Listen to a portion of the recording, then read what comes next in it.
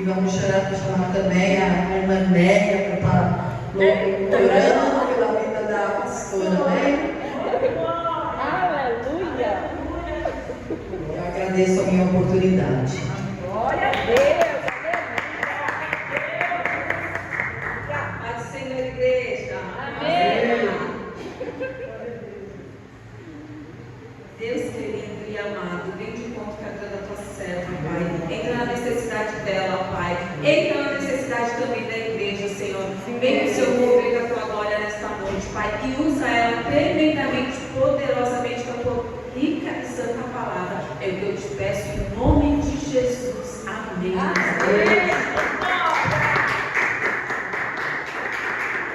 Glória a Deus. Só da igreja da paz do Senhor. Amém, igreja? Ô, glória, aleluia. Vamos nos alimentar. Quem está com fome aí? Fome da palavra, hein? Sede da presença. Pode se assentar, viu? Abra sua Bíblia em Provérbios, capítulo 30. Glória a Deus. Daqui a pouquinho o nosso pastor está aí. Preciso buscar um leite ali no mercado. E depois eu vou ter outro compromisso, então eu preciso ir agora, amém, igreja? Provérbios 30, não é o 31, viu? É o 30.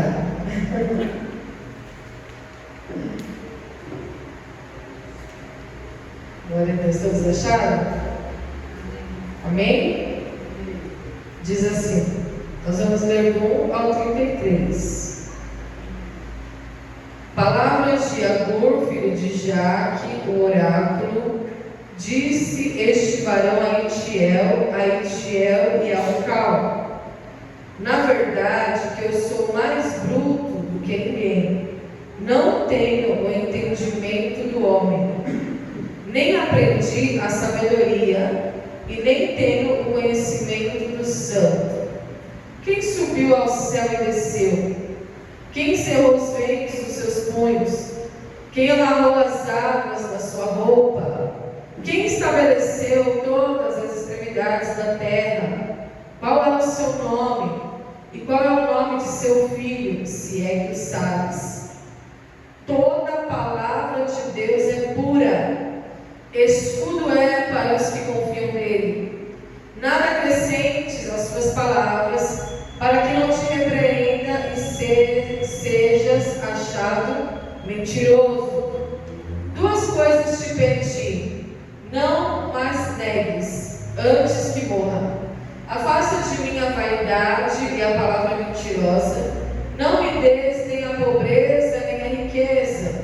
Mantém-me do pão da minha porção acostumada, para que porventura de farto te não negue e diga: quem é o Senhor? Ou que, empobrecendo, venha furtar e lance mão do nome de Deus. Não calunies o servo diante de seu Senhor, para que te não amaldiçoe e fiques culpado. Há uma geração que amaldiçoa seu pai e que não bendiz a sua mãe. Há uma geração que apura os seus olhos e que nunca foi lavada da sua imundícia. Há uma geração cujos olhos são altivos e cujas pálpebras são levantadas para cima. Há uma geração cujos dentes são espadas e cujos queixais são facas, para consumirem na terra os aflitos e os necessitados entre os homens. A sanguessuga tem duas filhas, a saber, dá. Estas três coisas nunca se fartam, e quatro nunca dizem basta: a sepultura, a madre estéril, a terra, que se não farta de água, e o fogo, que nunca diz basta. Os olhos que zombam do pai ou desprezam a obediência da mãe, corvos do ribeiro os arrancarão, e os pitãos da água os comerão. Há três coisas que me maravilham, e a quarta não a conheço: o caminho da águia no céu, o caminho da cobra na penha, o caminho do navio no meio do mar, e o caminho do homem como uma virgem. da mulher adúltera. Ela come e limpa sua boca e diz: não cometi maldade. Por 3 coisas salvará-se a terra, e a quarta não a pode suportar: pelo servo quando reina, e pelo tolo quando anda farto de pão, pela mulher aborrecida quando se casa, e pela serva que fica herdeira da sua senhora. Essas 4 coisas são das mais pequenas da terra, mas sábias, bem providas de sabedoria. As formigas são povo impotente, todavia no verão preparam sua comida. Os coelhos são povo débil, e contudo fazem a sua casa nas rochas. Os gafanhotos não têm rei, e contudo todos saem quando se repartem. A aranha que se apanha com as mãos está nos passos dos reis. Há 3 que têm um bom andar, e o 4º passeia muito bem. O leão mais forte entre os animais, que por ninguém torna atrás. O cavalo de guerra, bem cingido pelos lombos, o bode também, e o rei, a quem não se pode resistir. Se procedeste loucamente, elevando-te, se imaginaste o mal, põe a mão na boca, porque o espremer do leite produz manteiga, e o espremer do nariz produz sangue, e o espremer da ira produz contento. Amém? Glória a Deus. Palavras de Agur, este homem que teve a oportunidade de deixar a reflexão daquilo que ele enxergava como vida. A Bíblia não fala muito desse homem, a gente só entende pela biografia que ele era filho de Jaque, que era um oráculo, e ele estava conversando com Itiel e Ucal. Era um diálogo na qual ele está reconhecendo algumas coisas. E esse texto, irmãos, me chamou muita atenção pela visão que ele traz de vida. Nós estamos no livro de Provérbios, Provérbios de Salomão, e este é o livro da sabedoria. É o livro que nos ensina a sabedoria, a viver com sabedoria, a orar com sabedoria e a pedir sabedoria. Nós sabemos que Salomão fez essa oração a Deus e ele falou: dá-me sabedoria. Ele poderia ter pedido outras coisas, ele poderia ter pedido vitórias sobre os inimigos, riquezas, mas ele pediu sabedoria. E sabedoria, irmãos, é diferente de conhecimento. Conhecimento a gente adquire através da informação que recebemos. Sabedoria nada mais é do que a prática do conhecimento. Não adianta ter conhecimento e não ter sabedoria. Não adianta. Não adianta ter uma mente cheia de informação e não colocar em prática, não é? No capítulo 31, vai falar da mulher. A mulher sábia edifica a sua casa, mas a tola destrói com as próprias mãos. O que seria a mulher sábia? É a mulher trabalhadeira. É a mulher trabalhadora, é aquela que põe em prática, porque ela edifica com as mãos. Então não adianta ter o conhecimento. Eu tenho conhecimento de como fazer o arroz. Eu sei que para fazer o arroz, eu preciso refogar o alho, refogar a cebola, ferver a água, separar a medida de arroz. Mas não adianta eu ter informação e não fazer o arroz, porque se eu não fizer arroz, eu vou morrer de fome. Então eu não estou edificando a minha casa, eu não estou edificando a minha vida, eu não estou tendo sabedoria, apenas conhecimento. E Deus se agrada, igreja. O que Deus mais se agrada é de ensinar e instruir. Ele se agrada de ensinar, Ele se agrada de instruir, mas Ele se agrada ainda mais quando nós colocamos em prática aquilo que nós aprendemos. Amém? Então esse homem, ele está falando aqui, nos primeiros versículos, eu até separei aqui porque hoje é culto de ensino, para a gente entender melhor.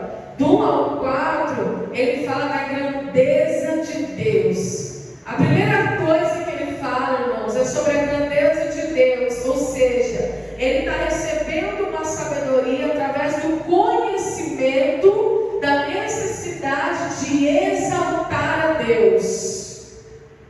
Exaltar a Deus, igreja. Falar da grandeza de Deus precisa ser a primeira prática nas nossas vidas. Quando nós acordamos pela manhã, porque amanhã é diferente da tarde, já reparou? Eu estou levantando às 6 da manhã agora, obrigatoriamente. Não é porque eu gosto, porque eu quero, não é hobby, é porque eu tenho que levantar às 6 da manhã para preparar o Pedro e a Sara e enviar eles para a escola.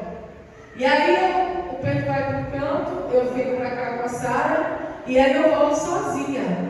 E eu já volto refletindo, olhando para o céu. Gente, é muito gostoso, é uma caminhadinha. E aí eu já volto olhando para o céu e agradecendo, e falando da bondade de Deus, e falando da grandeza de Deus, e falando com Deus.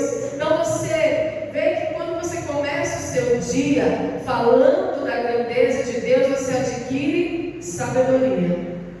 Porque você se enche de Deus, você se enche da presença dele. E quem está cheio da presença de Deus não consegue ficar parado. Quem está cheio da presença de Deus não consegue ficar ocioso. Quem está cheio da presença de Deus, irmãos, procura algo para fazer. É ou não é, pastora? Quando você está cheio da presença de Deus, você quer fazer alguma coisa que você não consegue ficar parado, você não consegue ficar ocioso. Não adianta você ter só o conhecimento, a informação. Você está adquirindo agora o espírito da sabedoria. Porque a sabedoria, o conhecimento é uma informação, mas a sabedoria é um espírito. E espírito é uma pessoa que se move dentro de você. É por isso que Deus se agradou da oração de Salomão, do pedido de Salomão, e deu muito mais além daquilo que ele tinha pedido ou pensado. Deus deu muito mais além, porque ele pediu que Deus caminhasse com ele. Aleluia. Ele pediu o espírito da sabedoria. E quais são as palavras de Agur? Aqui ele está engrandecendo a Deus. Ele está dizendo: quem subiu ao céu e desceu? Quem encerrou os ventos dos seus punhos? Quem amarrou as águas da sua roupa? Quem estabeleceu todas as extremidades da terra? Qual é o seu nome? E qual é o nome do seu filho, se é que o sabes? Ele está fazendo as perguntas retóricas, perguntas que respondem a elas mesmas. Não precisa nem de resposta, só de perguntar você já sabe a resposta. São perguntas retóricas, mas antes disso ele reconhece que sem a sabedoria de Deus ele não pode expressar a sua humanidade. A gente só consegue expressar nossa humanidade, quando eu falo igreja, é a humanidade original. É isso que Deus quer resgatar em nós. Ele quer resgatar em nós o plano original, aquele que ele desenhou lá no Éden. Façamos o homem segundo a nossa imagem, a nossa semelhança. Então ele está dizendo assim: na verdade eu sou mais bruto do que ninguém, não tem entendimento do homem. Ele está reconhecendo que se ele não exaltar a Deus, se ele não reconhecer quem é Deus na vida dele, ele é um homem com falta de entendimento e falta de sabedoria, um homem bruto, um homem rústico, um homem duro. Então ele está dizendo: nem aprendi a sabedoria, nem tenho o conhecimento do santo. Só que aqui no 4 ele já começa a exaltar a grandeza de Deus. E quando nós olhamos para o 4, aponta para quem, igreja? Para Jesus. Porque o espírito de sabedoria, quando ele é derramado sobre as nossas vidas, nós reconhecemos quem é Jesus. Mesmo sem ter visto ele pessoalmente, fisicamente, mas nós sabemos quem é Jesus, o Filho de Deus, o Filho do Deus vivo, o Filho do Deus encarnado.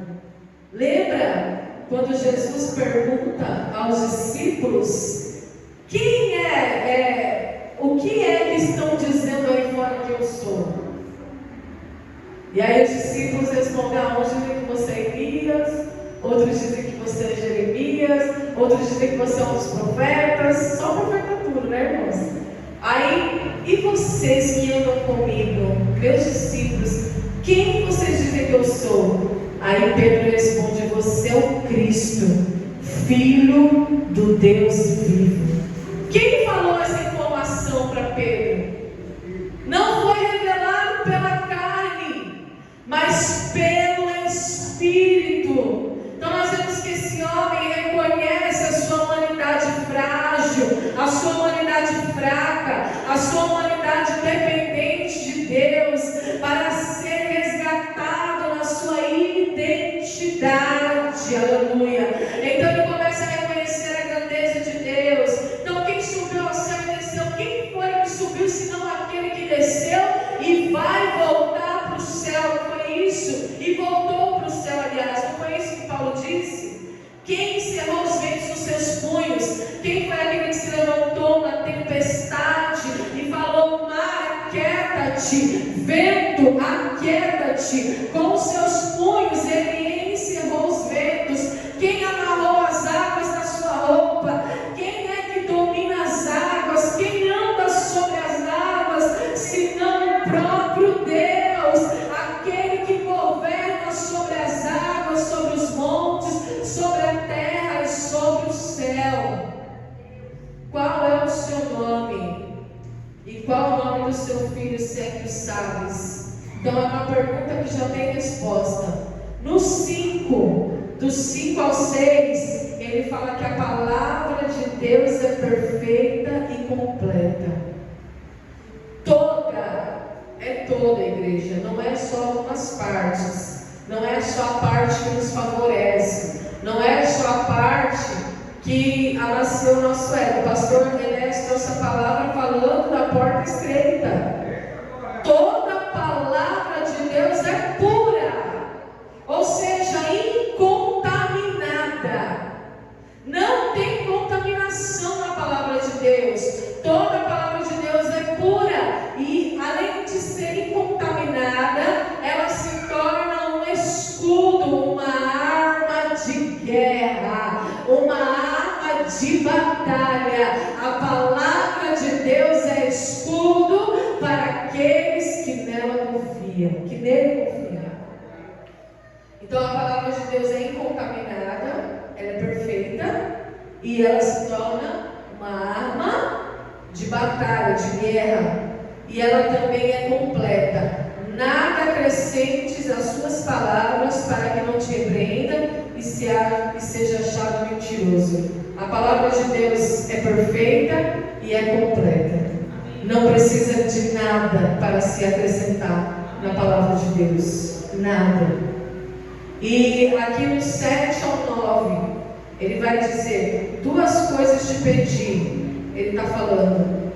A conversa que ele teve com Deus: não as negues antes que morra. E ele vai falar sobre o perigo da tentação, igreja. Afasta de mim a vaidade e a palavra mentirosa.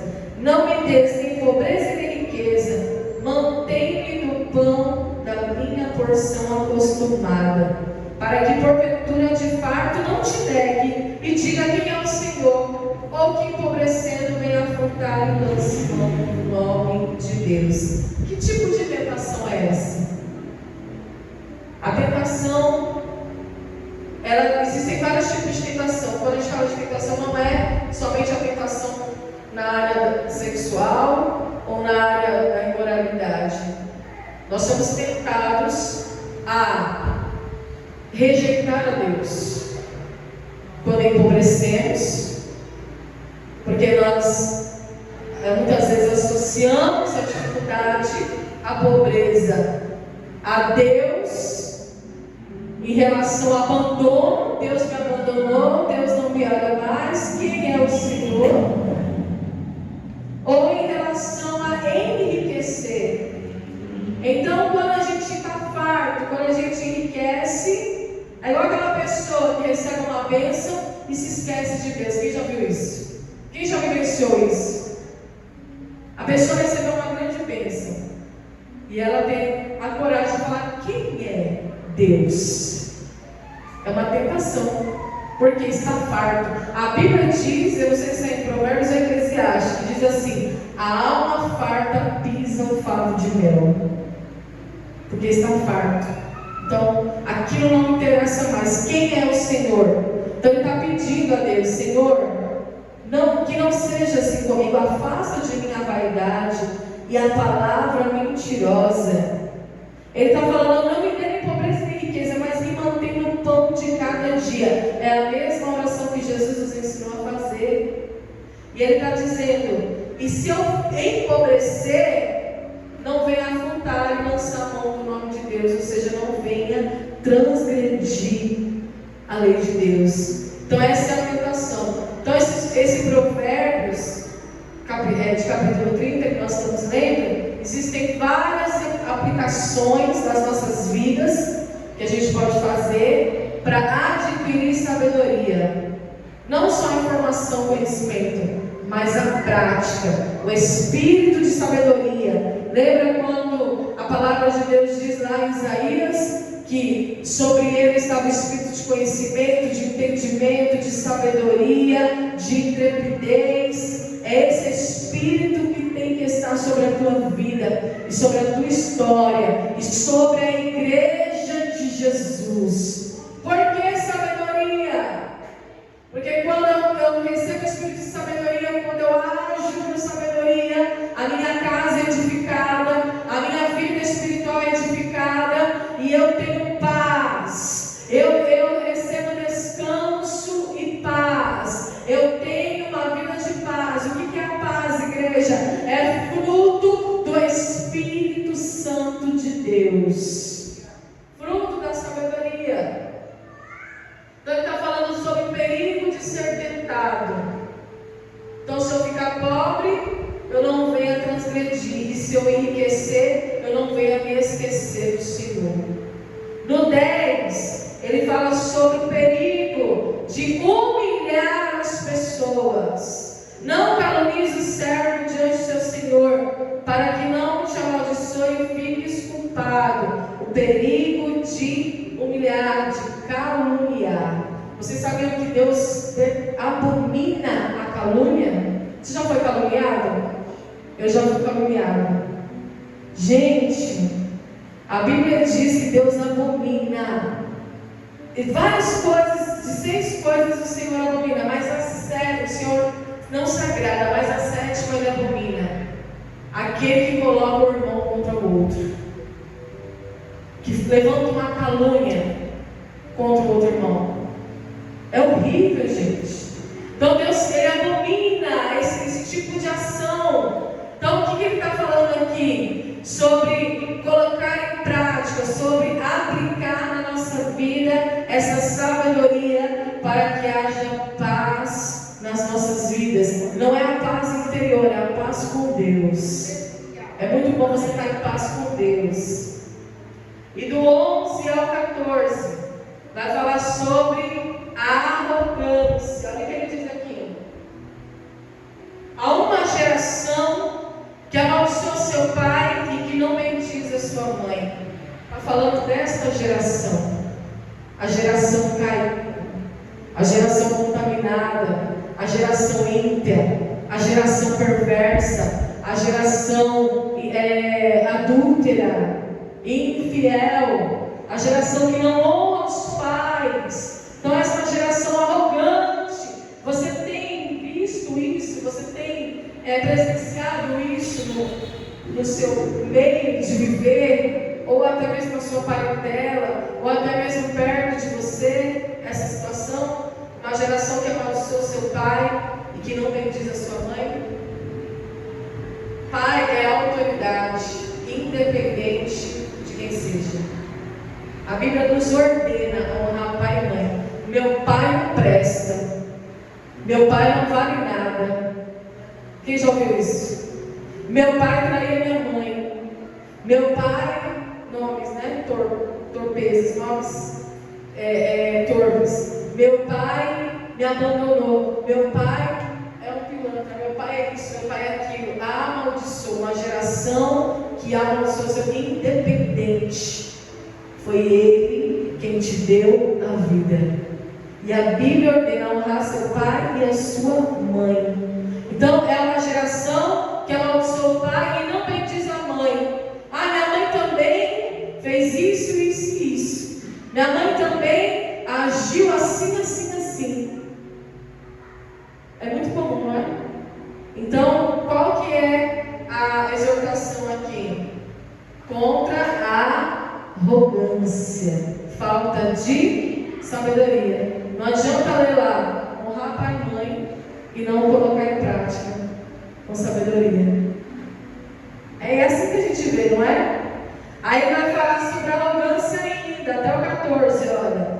Há uma geração que é pura aos seus olhos, mas que nunca foi lavada da sua imundícia. Que geração é essa? A geração do nada a ver. Ah, isso aí não tem nada a ver. Ah, eu vou fazer isso. Ah, nada a ver isso aqui. Nada a ver. Mas no fundo não foi lavada, não foi remida, não teve encontro com Deus verdadeiro. Essas são as palavras de Agur. Essas são as palavras que ele está declarando de acordo com aquilo que ele está observando, de acordo com aquilo que ele está vendo. Por que as coisas passam batido, passam em branco? Porque a gente não observa mais, a gente não medita mais. Porque nós estamos numa era de coisas automáticas, coisas pré-feitas, pré-montadas. Era fast food, não é? Você quer uma comida, rapidamente você vai lá, pede, chega. Então as coisas elas estão vindo muito pré-montadas, mas antigamente não era assim. Antigamente as pessoas meditavam, observavam, e elas falavam de acordo com aquilo que elas observavam. Como as coisas hoje em dia estão muito rápidas, a gente não para observar e refletir sobre a vida. Refletir. Parar para observar e refletir. Então as palavras desse homem são palavras de reflexão para aplicar, para ser aplicada com sabedoria. Então ele está falando sobre as facetas da arrogância. Uma geração que amaldiçoou o pai, uma geração arrogante. Uma geração que não bendiz a sua mãe, uma geração arrogante. Uma geração que acha que é por aos seus olhos, mas nunca foi lavada, santificada, separada. Uma geração arrogante. Uma geração de olhos altivos, em cujas pálpebras são levantadas para cima. Uma geração que só enxerga na própria proporção, que só enxerga o seu ponto de vista e não enxerga na proporção do outro, que não enxerga no ponto de vista do outro. Arrogante. É ou não é? É assim. Porque falta a prática, o espírito da sabedoria.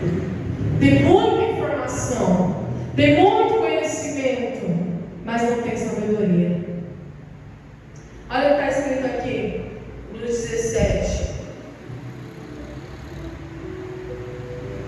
Não, nós estamos no 15, aliás. Agora vai falar sobre a ganância.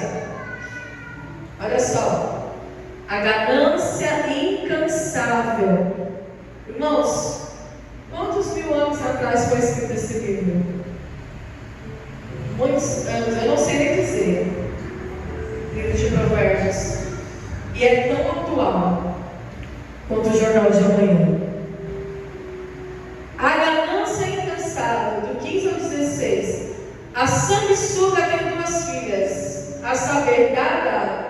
Essas 3 coisas nunca se fartam, a 4 nunca dizem basta. A sepultura, a magra estéril, a terra que não se farta de água e o fogo que nunca diz basta. Isso aqui, trazendo a figura da sanguessuga. É esse inseto, né? Não sei se é inseto, não sei o nome. Gruda na pele e fica sugando. Mas não gruda na pessoa ou fica na água, né? É um animal aquático? Uma larva aquática. Isso. e suga, e suga, e suga, e nunca se satisfaz. Se você não tirar ele chupa seu sangue Todinho, incansavelmente. Essa é a geração que só dá, pede e nunca se satisfaz. A ganância incansável. Quem tem o espírito de sabedoria se satisfaz em Deus e reconhece que nada mais satisfaz. Reconhece que as coisas são importantes, são sim necessárias, mas que mais necessário e mais importante é a presença de Deus, que verdadeiramente satisfaz a alma.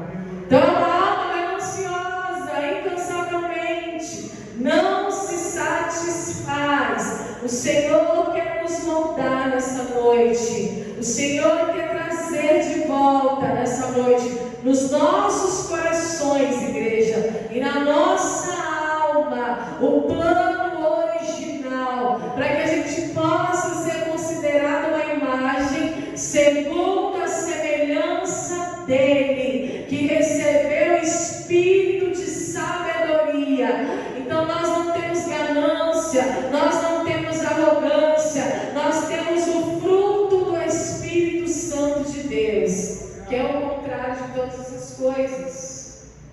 E aqui no 17 vai falar do castigo do filho arrogante.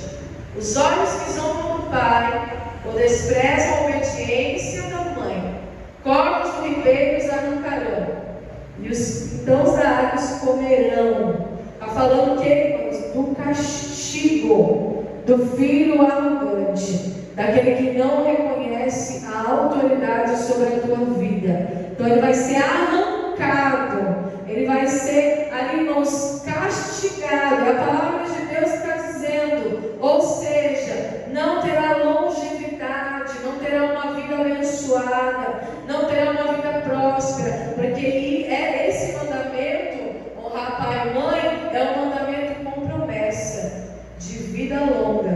Então nós vemos aqui que aquele que zomba do pai, despreza a mãe, não terá uma vida longa, ele será arrancado da terra. É isso que a gente compreende.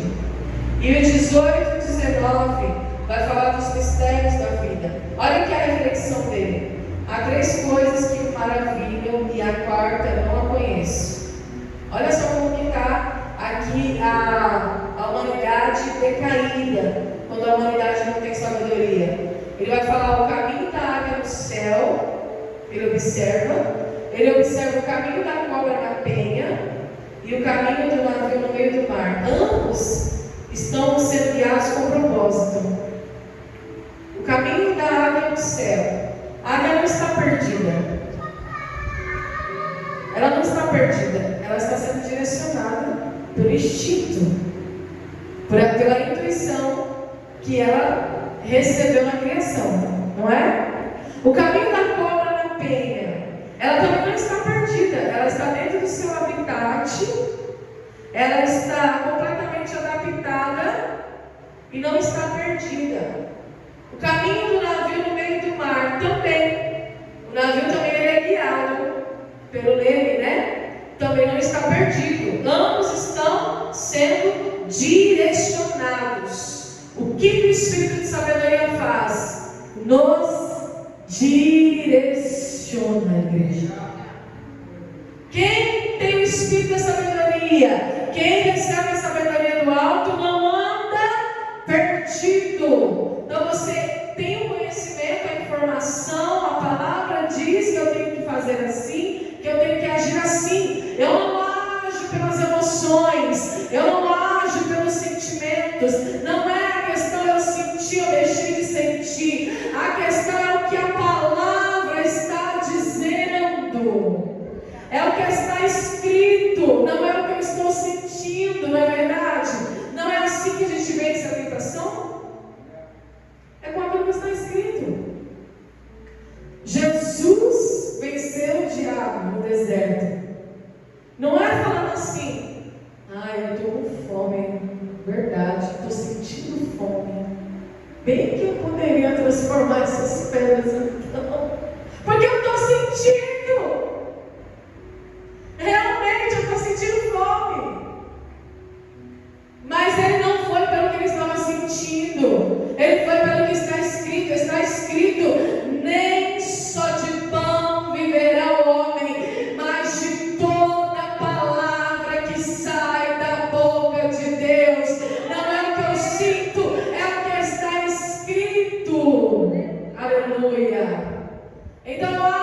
de sabedoria, pelo que está escrito, é o conhecimento, a informação e a prática.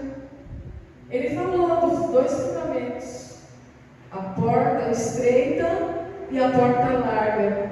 E ele vai falar também do homem prudente e do homem insensato. O prudente constrói a casa na rocha, o insensato na areia. Como assim? Ouve e pratica. Ouve e não pratica. Então, nós estamos vendo aqui que ele observa. Peraí, a águia está perdida. Quem está guiando a águia? Um espírito da criação. A cobra também não. O navio também não. Mas ele fala. Ele observa o caminho do homem como uma virgem. Essas três coisas, ele fica maravilhado. A águia, a cobra e o navio, certo? Ele está maravilhado. Mas a quarta ele não conhece. Um homem caminhando, um homem no caminho como uma virgem, ele não conhece. Por quê? Porque a sociedade está corrompida, está caída. É uma sociedade adúltera. Olha o que fala aqui, ó. Tal é o caminho da mulher adúltera. Ela come, limpa a sua boca e diz: não cometi maldade. A mulher vai lá, aborta uma criança de 3 meses: não cometi maldade. Não tem nada a ver. Meu corpo, minhas regras. Não está assim? Falta de sabedoria, vai perecer. Então ele está falando: não reconheço a quarta coisa. Por 3 coisas se alvoroça a terra. Agora é o contraste. O contraste já falei. 4 coisas intoleráveis. A quarta não posso suportar. O servo quando reina, o tolo quando anda farto de pão, a mulher aborrecida quando se casa, e a serva que fica herdeira da sua senhora. Não faz sentido. Porque o que ele está querendo dizer aqui? Existem coisas que pessoas não estão aptas a fazer. Sabe aquela história? Cada um no seu quadrado? Deus te dá o espírito de sabedoria para te colocar no lugar que você está apto.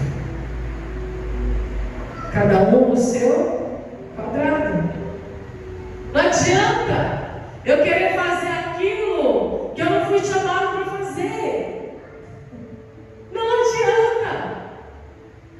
Cada um foi chamado para algo. E o espírito de sabedoria não traz confusão. O que vem de Deus traz paz, não traz confusão. Então ele está dizendo assim: são 4 coisas que não dá para tolerar, porque as pessoas querem se colocar em posições que não está apta. O servo não vai negar. O servo é servo. É diferente do rei. O tolo, ele anda farto de pão. Como que ele vai andar farto de pão se ele é tolo? Se ele não é sábio, se ele não edifica, se ele destrói com a mão. A mulher, ela casou e ficou aborrecida. Não faz sentido. Ela casou para ficar feliz, alegre, mas está aborrecida. Não está apta. Casou, mas não estava apta para casar. Casou equivocadamente. Quem já viu isso? Olha aqui, ó. E quando fica herdeira, e a serva que fica herdeira da sua senhora. Então são coisas que estão fora do lugar. Quando o espírito de sabedoria vem, ele vem com prumo e nos coloca no lugar adequado. E você vive a vida abundante, a vida plena e satisfeita que Deus preparou para você. 24 ao 28. Esse aqui foi o que eu achei mais legal. Olha só. Essas 4 coisas são das mais pequenas da terra, mas são as mais sábias. as mais providas de sabedoria. As formigas. Qual que é a potência da formiga?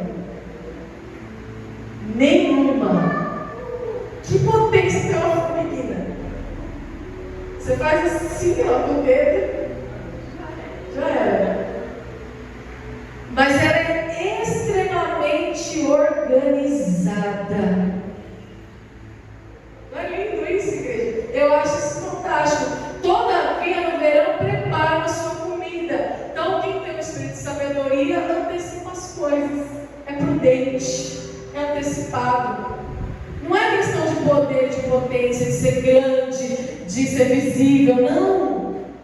O espírito de sabedoria está dentro de você. Ele habita no oculto, no profundo da tua alma. É dentro de você, no oculto, é no escondido, é no secreto. Então a formiguinha não tem potência nenhuma, mas ela é provida de sabedoria. Quem ensinou a formiga a guardar comida?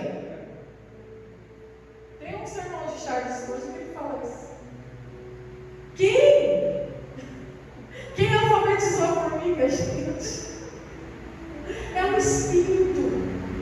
Esse Espírito está sobre as nossas vidas, está sobre a terra, está sobre os animais, não neles, né, como a gente, mas o instinto, a intuição, e eles obedecem. Animal não tem espírito, gente, por favor, não me interprete mal, mas eles obedecem pelo instinto e pela intuição. Olha só que coisa linda. Os coelhos, gente, pensa no bichinho inocente do coelho. Eu fui passar o Natal lá no prego do Caí, e tinha um coelho lá. Aí minha mãe pegou assim, todo molinho, assim, fofinho. Quem já pegou o coelho na mão? Aí ele fica dentro do narizinho assim, né? Mexendo o narizinho, mexendo assim.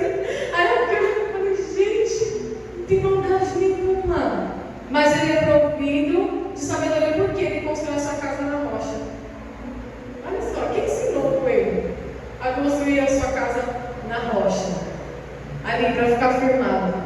Porque sabedoria, igreja, não é a questão de ser grande, de ser visível, como eu já falei, mas é o espírito de sabedoria. Os gafanhotos não têm rei, mas eles andam em bandos, eles se repartem, eles saem em bandos e se repartem ali. Não tem briga, não tem confusão entre eles. Eles agem com sabedoria, sabedoria da criação. Você faz parte da criação. Nós fazemos parte da criação. Mas eu estou aí pelejando para missionária Ti ali ter um contato ali mais de perto com o Pichu.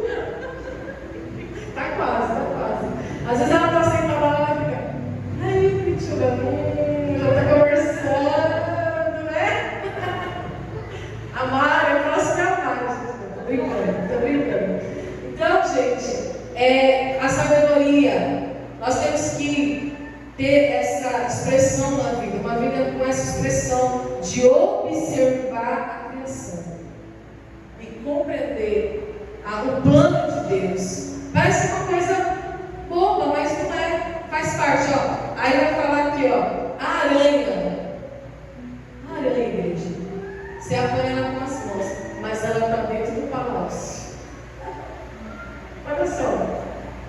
A aranha sabe assim que ela tem aranha, você não dá nada, mas ela entra dentro dos palácios dos reis, ela habita ali dentro.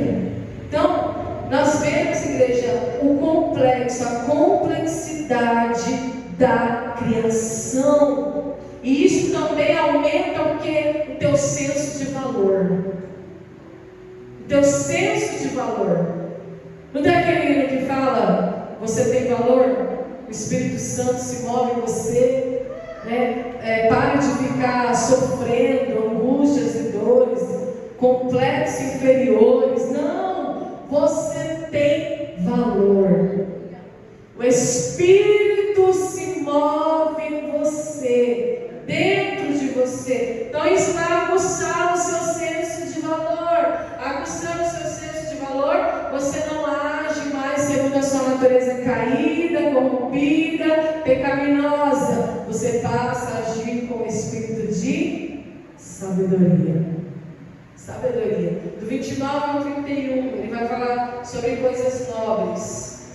Há três que têm um bom andar e o quarto passeia muito bem. O leão, mais forte entre os animais, que por ninguém torna atrás. O cavalo de guerra, bem cingido pelos lombos. O bode também. E o rei, a quem não se pode resistir. Nós nunca vimos um rei de perto, acredito eu, né? Ninguém aqui. Mas quando passava na televisão, quando a rainha era viva, né? A rainha Elizabeth, o príncipe Charles. Então você vê, é uma coisa que é nobre. Quando você vê um rei na televisão, alguém, as vestes são nobres, a coroa é nobre, são coisas nobres. Mas aqui está apontando para a criação que não só o rei é nobre, mas também um leão forte. Quando você olha para um leão forte, você vê a nobreza desse animal. Quando você vê um cavalo de guerra bem cingido, preparado para a guerra, você também vê essa nobreza. E está falando do bode também. Então não é só o rei, não existe só uma coisa na criação nobre. Deus fez outras coisas nobres, e o espírito de sabedoria te veste dessa nobreza. Quando você recebe esse espírito, você se torna nobre, é uma pessoa diferenciada. Aí ele fala aqui, ó: se procederes loucamente, levanta-te, se imaginaste mal, põe a mão na boca. Por quê? O espírito de sabedoria, ele te ensina, ele te molda, ele te conduz. Aí você põe a mão na boca.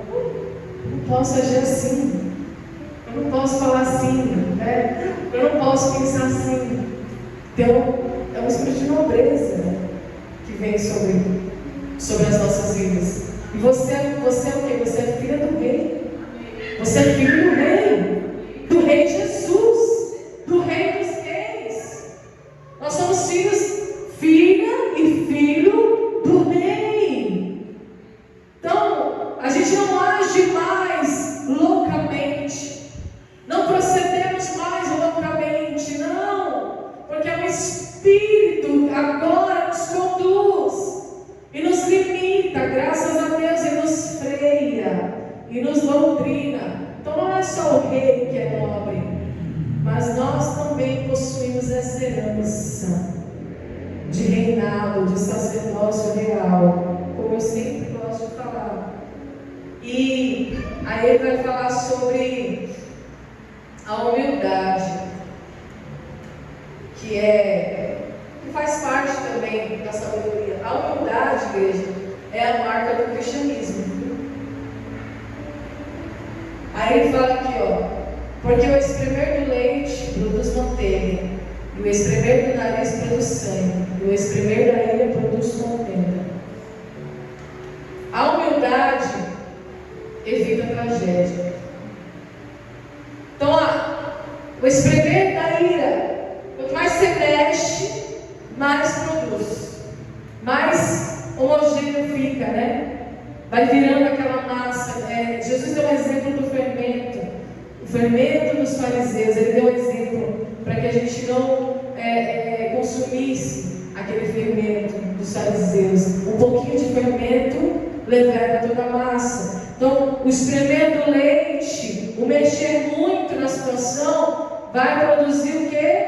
Manteiga. O espremer do nariz, o mexer muito na situação, vai produzir outro elemento, outra coisa. Então, o espremer da ira vai produzir contenda. A falta de humildade produz tragédia, mas a humildade evita tragédias. Sangue, né? Derramamento, aqui no caso, derretimento. Então, irmãos, nós compreendemos que tudo provém da nossa atitude. Deus é suficientemente poderoso para derramar esse Espírito sobre a igreja, sobre a minha vida, sobre a tua vida, e nos transformar verdadeiramente, de dentro para fora, nos transformar completamente da água para o vinho, nos transformar completamente com uma nova roupagem, nos despimos do velho homem e nos vestimos do novo homem, nos revestimos do novo homem, da nova criatura. Ele é suficientemente poderoso, mas Ele não atua sozinho. Deus não atua sozinho. Deus atua conosco. Ele é Deus conosco. O Emanuel, Deus conosco para atuar também. Amém? Deus, Ele quer atuar na tua vida, na tua história, na minha também. Para que a gente possa receber esse Espírito agradável, igreja. Que nesta noite nós possamos olhar para a nossa vida refletindo sobre todas as coisas, sobre a criação, sobre a grandeza de Deus. Olhe para a criação, observe a criação, veja a complexidade da criação, veja como Deus criou todas as coisas. Você faz parte da criação, mas você não é apenas uma criatura. Você é filho de Deus, você é filha de Deus, aleluia. Você é filho do Rei, filha do Rei, e precisa viver essa vida plena e abundante, de paz na tua alma, aquilo que verdadeiramente preenche a nossa alma, que é a presença de Deus, que é a alegria abundante na presença dEle, que Ele possa te encher nessa noite. Amém? Vamos nos colocar em pé, igreja, vamos orar. Louvado seja Deus. Pai Santo, Pai bendito, Deus de poder e graça, nós te agradecemos, Senhor, pela Tua palavra. Pai, que o Senhor venha resgatar em nós, venha trazer esse resgate em nosso coração e nossa alma, das coisas simples, daquilo que o Senhor criou, meu Pai, daquilo pelo qual, Senhor, nós somos aptos, meu Deus. Nós somos aptos a adquirir a Tua presença, Pai. Deus, em nome de Jesus, eu te peço pela Tua igreja e oro por cada vida preciosa que está aqui, Senhor. Nós temos uma alma, Jesus, uma alma sedenta, uma alma faminta, uma alma cheia de necessidades, uma alma cheia de necessidades, meu Deus. Nossa alma é incansável, é insaciável, nunca se satisfaz. Pode ter dinheiro, casa, comida, viagem, trabalho, nunca está satisfeita. É como a sanguessuga. Mas nessa noite eu te peço que esse Espírito seja derramado, Senhor, pela Tua igreja. Que esse Espírito seja derramado sobre a Tua igreja, Pai, sobre as nossas vidas, sobre a nossa alma, sobre o nosso coração, para que nós venhamos nos satisfazer na Tua presença, Pai. Que o Senhor nos preencha com a Tua presença, com a Tua palavra. Toda a palavra de Deus é pura e é escudo para os que nele confiam. E nós confiamos em Ti. Nós guerreamos com a Tua palavra, não com sentimentos e emoções e pensamentos vãos, mas é com a Tua palavra, Senhor. É a Tua palavra que nos guia, é a bússola, é ela que nos dirige, Pai, a cada dia, Senhor. Não são as emoções, não é o emocionalismo que nós temos visto por aí, Senhor, mas que o Senhor possa trabalhar na nossa mente, no nosso coração, nas nossas emoções, no nosso intelecto, Senhor.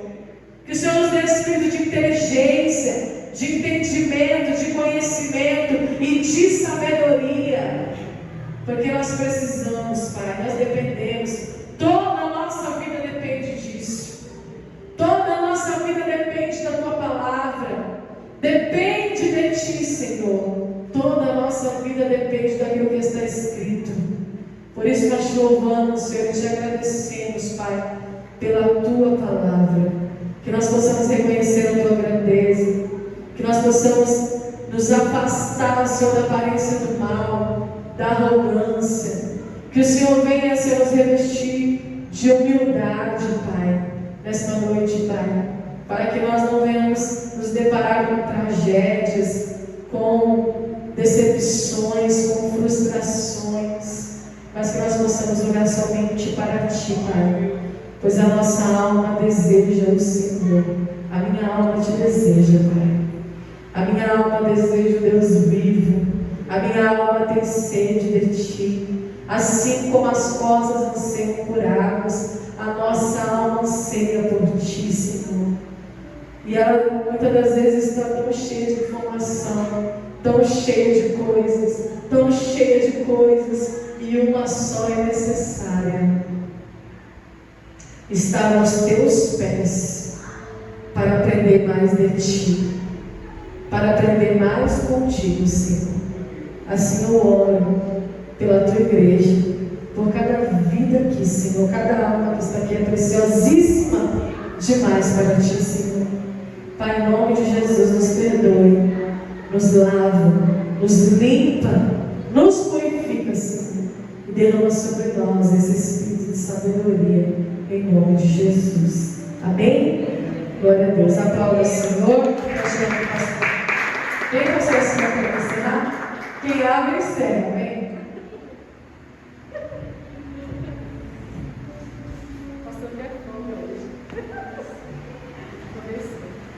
Amém. Glória a Deus. Uma palavra grandiosa, né, igreja? Nós vemos, foi em prática, né? Veio tudo de encontro, né, pastora? Os louvores, tudo que foi falado aqui. E eu louvo a Deus por isso, amém? Pai amado, Pai querido, obrigado, Senhor, por mais essa noite, Pai. Podemos aprender mais de Ti, Senhor. Que nós venhamos, Senhor, colocar em prática tudo aquilo que foi falado aqui, Senhor. Porque o que Te alegra, Senhor, é quando nós praticamos aquilo, Senhor, que nós aprendemos de Ti.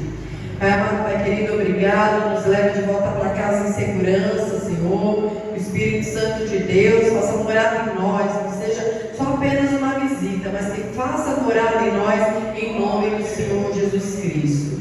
Que o amor de Deus, a comunhão de nosso Senhor Jesus Cristo e a doce consolação do Espírito Santo estejam para sempre no meio de nós, até que venhamos, que aguardamos a sua vinda, e que toda a igreja diga amém. Encerrado em nome de Jesus.